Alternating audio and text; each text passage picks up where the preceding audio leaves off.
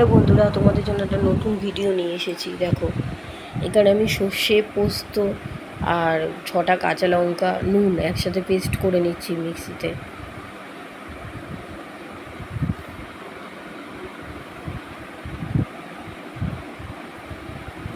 Paste করছি। আর ওইদিকে আমি কড়াইয়ের মধ্যে দেখো পার্শে মাছ ভালো করে ধুয়ে নুন হলুদ মাখিয়ে ভাজতে দিয়ে দিয়েছি।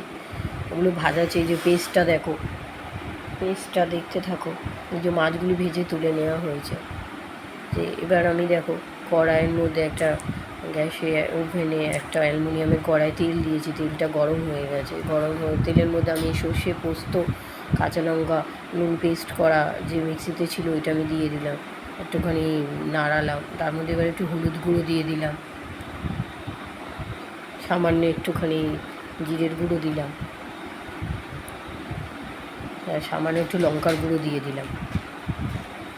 এবার একটু ভালো করে নাড়াচ্ছি।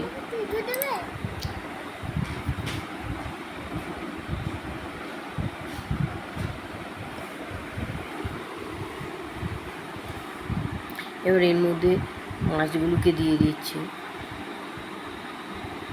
পেস্টটা আমি করেছিলাম যখন জল দিয়ে পেস্টটা করেছি, এই জন্য জল ভাবটা ছিল বলে আর কোনো জল দিতে হয়নি। ঠিক আছে,